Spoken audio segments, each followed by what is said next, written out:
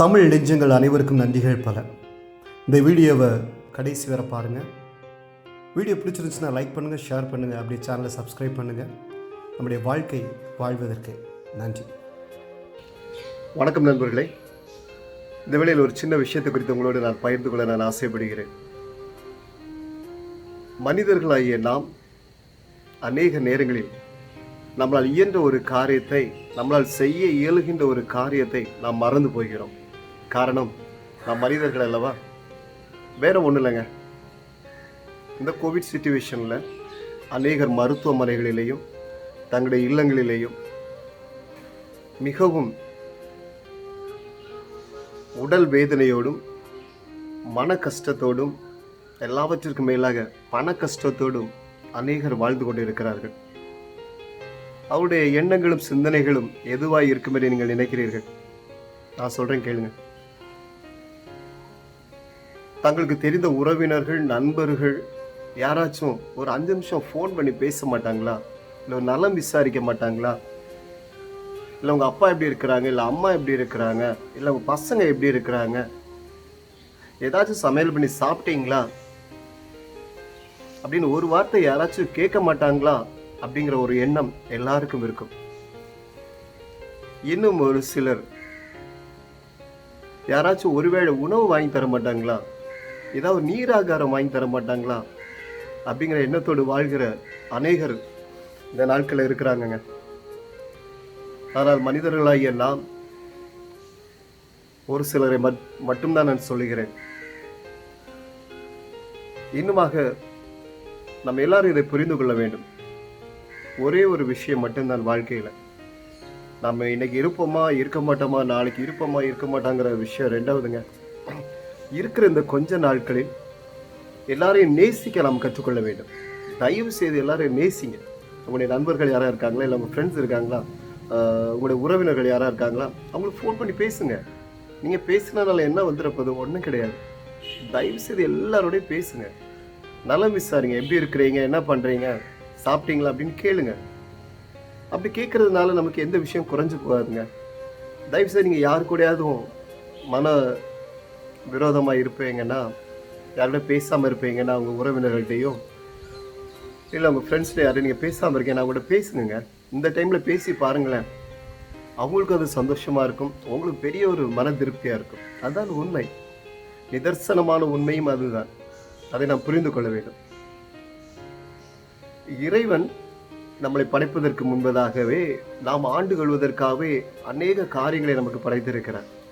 மரம், செடி, கொடிகள், அதுக்கு பின்பதாக மனிதர்கள், மிருக ஜீவன்கள் எல்லாவற்றையும் இறைவன் படைத்திருக்கிறார். பொதுவாக மனிதனை நேசிக்க கற்றுக்கொள்ள வேண்டும். இதே மனிதம் மிருக ஜீவன்களை நேசிக்க நாம் கற்றுக்கொள்ள வேண்டும். மரம், செடி, கொடிகளையும் நாம் நேசிக்க நாம் கற்றுக்கொள்ள வேண்டும். அதுதான் வாழ்க்கை. ஒரு வாழ்வியலை நாம் சரியாக புரிந்து கொண்டு நாம் வாழ வேண்டும். பொதுவாக இந்த மாதிரி நம்ம பேசுகிறதெல்லாம் கஷ்டமான சுச்சுவேஷனில் தாங்க பேசுவோம். அதான் உண்மை. ஒரு வருஷமாக நம்ம எல்லாருமே கஷ்டப்பட்டுட்டு இருக்கிறோம். லாக்டவுன் போட்டாங்க, வேலைகள் கிடையாது, பண கஷ்டம், எல்லாவற்றையும் தாண்டி நம்ம ஒவ்வொரு ஸ்டெப்பாக வந்துட்டுருக்கோங்க. ஆனால் அதுக்கு முன்னாடி இந்த மாதிரி நம்ம யாரும் பேசினதோ எதுவுமே இல்லை. கஷ்டம் வரும்போது மட்டும்தான் பேசுகிறோம். அதை கவனிச்சிங்களா நீங்கள்? இந்த வேளையில் உங்களுக்கு ஒரு கஷ்டம் வந்துச்சுன்னா யாராச்சும் உங்களை பேச மாட்டாங்களா அப்படிங்கிற ஒரு எண்ணம் உங்களுக்கு தோணும் பார்த்தீங்களா? அதே மாதிரி தாங்க எல்லாருக்கும் அப்படி தான் இருக்கும். தயவு செய்து யாரையும் இக்னோர் பண்ணாதீங்க, யாரையும் வெறுக்காதீங்க. எதையும், மிருக ஜீவன்களை கூட நீங்கள் வெறுக்காதீங்க, சரிங்களா? எல்லார்ட்டையும் பேசுங்க, எல்லார்ட்டையும் அன்பா இருங்க. நீங்கள் ஒருத்தங்க கஷ்டமாக இருக்கும்போது அவங்கள்ட்ட நீங்கள் பேசும்போது அவங்களுக்கு இருக்கிற ஒரு சந்தோஷம் பார்த்தீங்களா, அவ்வளோ பெருசாக இருக்குங்க. அவங்களோட நோயே குறைஞ்சது மாதிரி இருக்கும். அதை விட உங்களுக்கு ஒரு பெரிய மன திருப்தி இருக்குங்க. அதை நாம் புரிந்து கொள்ள வேண்டும். நல்ல எண்ணத்தோடும் நல்ல சிந்தனையோடும் நட்போடும் பண்போடும் பாசத்தோடும் நாம் வாழ கற்றுக்கொள்ள வேண்டும். எல்லாரையும் நேசிங்க. நீங்கள் ஒருத்தங்களை நேசிக்கும் போது, ஒருத்தங்களுக்கு உதவி செய்யும் போது உங்களுடைய சந்ததி ஆசீர்வதிக்கப்படும், உங்களுடைய பிள்ளைகள் ஆசீர்வதிக்கப்படுவார்கள். எல்லாவற்றுக்கும் மேலாக இறை நம்பிக்கை மிகவும் முக்கியமான ஒன்றுங்க. இறை நம்பிக்கை கண்டிப்பாக நமக்கு வேண்டும். பிறருக்காக நீங்கள் பிரார்த்தனை செய்யுங்க. நீங்கள் செய்யும்போது உங்களுக்கு அநேகர் செய்வாங்க, பிரார்த்தனை பண்ணுவாங்க. இறை நம்பிக்கையோடு நம்ம வாழ நம்ம எப்பொழுதும் கற்றுக்கொள்ள வேண்டும். தயவு செய்து உங்களுடைய ஈகோவை தூக்கி தூர போடுங்க.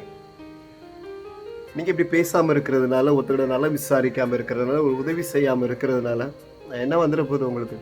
ஒன்றும் கிடையாது. நீங்கள் எதுவுமே நீங்கள் சாதிக்க போகிறது கிடையாதுங்க. நீங்கள் எவ்வளோ தான் படித்திருந்தாலும், எவ்வளோ தான் ஞானம் இருந்தாலும், நீங்கள் இந்த உலகத்தில் நீங்கள் எவ்வளோ பெரிய ஆளாக இருந்தாலுங்க வேஸ்ட்டு. நல்ல எண்ணம், நல்ல சிந்தனை, நேசிக்க கற்றுக்கொள்ளக்கூடிய காரியங்கள் எல்லாம் இருந்தால் மட்டும்தான் ஒரு மனிதனாக மாறுகிறார். தயவு செய்து எல்லாரையும் நேசிங்க, உங்கள் ஈகோவை தூர போடுங்க, வாழ கற்றுக்கொள்வோம். இன்றைக்கி உங்கள் ஃப்ரெண்ட்ஸ் எல்லாரையும் பேசுங்க, உங்களுடைய நண்பர்கள்ட்ட, உங்கள் உறவினர்கள்ட்ட எல்லாம் பேசுங்க. நீங்கள் விசாரித்து பாருங்களேன், அதுக்கடுத்து என்ன நடக்குதுன்னு பாருங்களேன். உங்களால் ஒருவேளை உதவி செய்ய முடியவில்லை, எந்த காரியம் என்னால் பண்ண முடியலைன்னா தயவுசெய்து அவங்களுக்காக நீங்கள் ப்ரேயர் பண்ணுங்கள். ஒரு 5 minutes ப்ரேயர் பண்ணுங்கள். ஒரு 5 நிமிஷம் ஃபோன் பண்ணி பேசுங்க, சரிங்களா? வயதானவர்களை எல்லாம் நாம் தயவு செய்து அதிகமாக நாம் நேசிக்க வேண்டும். ரொம்ப கிரிட்டிக்கல் பொசிஷனில் இருக்கிறது அவங்க தான். இந்த உலகத்தில் நடக்கக்கூடிய எல்லா காரியங்களும் நமக்கு தெரியும். எல்லா விஷயங்களுக்காக உங்களோட தனிப்பட்ட நேரங்களை நீங்கள் ப்ரேயர் பண்ணுங்கள். நாம் எல்லாரும் அநேக நாட்கள் சந்தோஷத்தோடு மகிழ்ச்சியோடு நாம் இருக்கின்ற, நமக்கென்று அனுமதிக்கப்பட்டிருக்கிற நாட்கள் வரை நாம் மகிழ்ச்சியாக நாம் வாழ வேண்டும். எல்லாரோட பேசுவோம். திருப்பியும் நான் சொல்கிறேன், உங்கள் ஈகோவை தூர போடுங்க, எல்லார்ட்டையும் பேசுங்க, எல்லார்ட்டையும் அன்பாக இருங்க, நல்ல சிந்தனையோடும் நல்ல எண்ணத்தோடும் நாம் வாழ்வோம். நம்முடைய வாழ்க்கை வாழ்வதற்கு மற்றும் ஒரு வீடியோவில் உங்களை சந்திக்கும் வரை உங்களிடம் விடைபெறுவது உங்கள் பாபி. நன்றி, வணக்கம்.